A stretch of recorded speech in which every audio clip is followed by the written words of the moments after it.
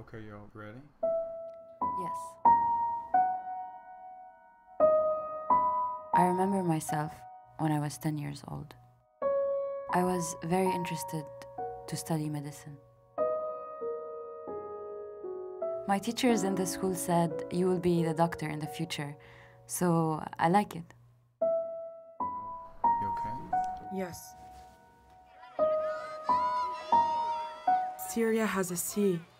It has mountains. It has rivers. It has everything. And it has my family.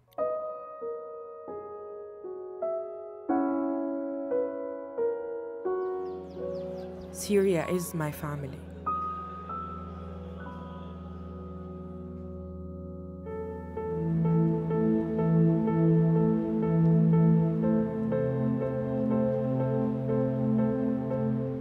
بالبداية كنت روح على الشغل وارجع كل يوم. At the beginning, I would go to work and come back to my children. يعني كل شيء تغير علينا.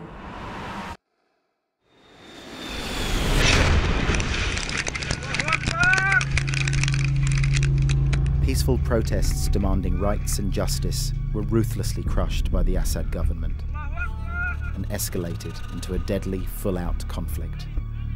Physicians for Human Rights says medical personnel were intentionally targeted. Whitney Brown, Director of Programs at Physicians for Human Rights. We have over 100 cases of doctors who've been detained, tortured, and executed in custody because they're incredibly powerful witnesses when they talk about treating, for instance, victims of chemical weapons attacks. Government forces started deliberately bombing hospitals and torturing doctors simply for treating the wounded. Being a doctor suddenly became the most dangerous job in Syria. While Dr. Nour was working at the hospital, her house was bombed, with her children inside it. She asked a colleague to see if her children were among those brought in. She couldn't bear to look herself. I said to him, "Go find my children." And when he returned, he told me, "There's a lot of dead bodies." I couldn't know who. Miraculously, her children were spared. The rest of their family was not so lucky.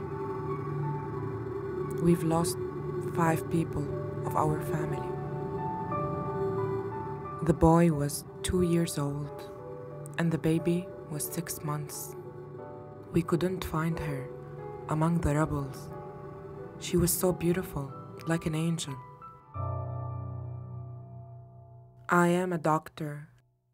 I am not a soldier. My house was targeted when I was working to save lives.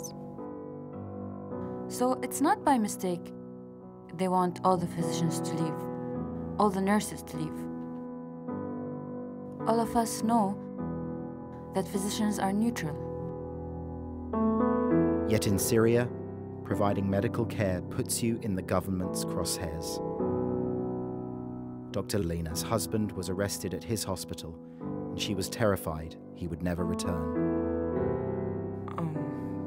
Because my husband's friend was killed under torture. Dr. Lena's brother and father-in-law were also arrested. 2 years and 3 months. We don't know where they are. We don't know whether they are alive or not. It's not easy. I'm sorry.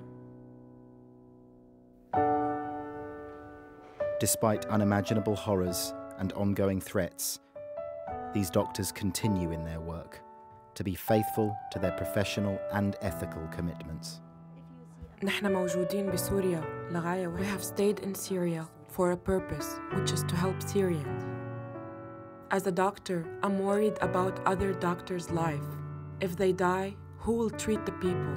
Who will help them? So I can do something to stop human rights violations and be heard by the world. These doctors have chosen to bear witness, to use their power as medical professionals to document evidence of war crimes. منظمة PHR. I got training from PHR and started documenting cases for people who were tortured. PHR helped us become an organization, a Syrian one, so we can empower ourselves together.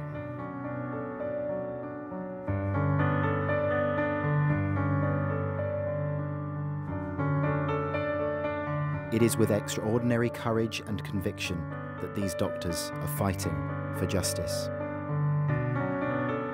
There is something very important for us as Syrians and as physicians to do what we can to raise our voice. We stand with Dr. Nour and Dr. Lena.